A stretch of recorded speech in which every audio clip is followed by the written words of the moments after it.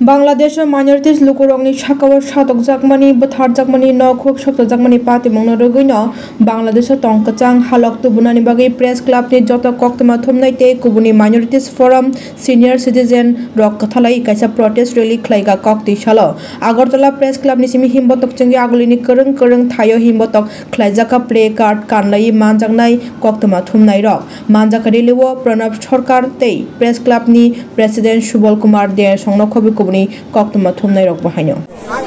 বাংলাদেশে যে সাম্প্রতিক যে ঘটনা প্রবাহ হয়েছে সংখ্যালঘুদের উপর অত্যাচার হয়েছে নির্যাতন হয়েছে ওদের বাড়িঘর জ্বালিয়ে দেওয়া হয়েছে শিক্ষকদের যারা হিন্দু শিক্ষক আছে ওদেরকে চাকরি থেকে ছাঁটাই করে দেওয়া হয়েছে বহু হিন্দুকে হত্যা করা হয়েছে বাড়িঘর জ্বালিয়ে দেওয়া হয়েছে পূজা করার উপর নিষেধাজ্ঞা করা হয়েছে নিষেধাজ্ঞা জারি করা হয়েছে দুর্গাপূজা করার উপর এর প্রতিবাদে আমরা forum for protection of minorities in Bangladesh এই সংগঠনের উদ্যোগে আমরা আজকে একটা প্রতিবাদ মিছিল করব মিছিল হবে মনো মিছিল হবে এবং পরবর্তী সময়ে আমরা ভারতের মাননীয় প্রধানমন্ত্রীর উদ্দেশ্যে রাজ্যপালের মাধ্যমে আমরা স্মারকলিপি প্রদান করব আমাদের বিভিন্ন পদক্ষেপ আছে পর্যায়ক্রমে এগুলো করব আজকে প্রথম পর্যায়ে আমরা একটা শহরে আমরা একটা বড় মিছিল করছি আপনারা দেখতে পাচ্ছেন প্রচুর সংখ্যক লোক এসছে স্বতঃস্ফূর্তভাবে আমাদের লোক এসছে আমরা সবাইকে বলবো আপনারা শান্তিপূর্ণভাবে মিছিল করবেন নির্বাক মিছিল করবেন আচ্ছা আমি একটু বলে দিচ্ছি যে আমাদের মিছিলটা কোন দিক দিয়ে যাবে এখান থেকে শুরু হয়ে দুর্গাবাড়ি হয়ে তুলসীবতী স্কুলের সামনে দিয়ে কামান চৌমুনি এবং সেখান থেকে পোস্ট অফিস চৌমুনি থেকে প্যারাডাইস থেকে ভিএম চৌমুনি তারপর আরএমএস চৌমুনি হয়ে দৈনিক সংবাদের সামনে দিয়ে আবার এই প্রেস ক্লাবে এসে এই মিছিলটি মিলিত হবে আমাদের আজকের এই মিছিল মূলত একটা নির্বাক প্রতিবাদ মিছিল সেটা আমরা করছি যে আমরা দেখেছি যে বাংলাদেশে যখনই যা কিছু হয় তারপর সেটা সংখ্যালঘুদের উপরে আক্রমণ হয় তো সেটা কেন হবে কোটা বিরোধী আন্দোলন কেন হবে সংখ্যালঘুদের উপরে আক্রমণ আমরা দেখলাম যখনই সেই আন্দোলন শুরু হয়েছে তাদের দিক থেকে স্লোগান উঠেছে যে ভারত যাদের মামার বাড়ি বাংলা ছাড়ো তাড়াতাড়ি তো আমরা বলতে চাই যে ভারত যাদের শ্বশুরবাড়ি তারা কোথায় যাবে মোহাম্মদ ইউনূসের শ্বশুরবাড়ি তো ভারতে তো উনি কোথায় যাবেন তো আমরা কোনো নৈরাজ্য চাই না আমরা চাই সবার অধিকারগুলো যাতে সুরক্ষিত থাকে হ্যাঁ এবং সেখানে একটা ভারত বিরোধী যে জিগির চলছে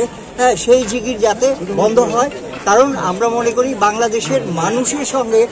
ভারতের মানুষের একটা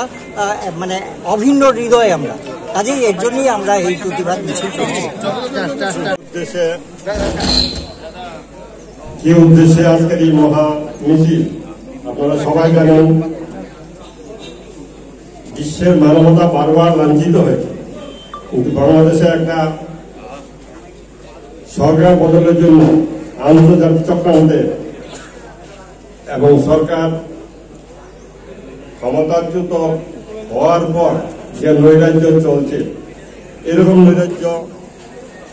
বিপ্লবের ইতিহাসের পর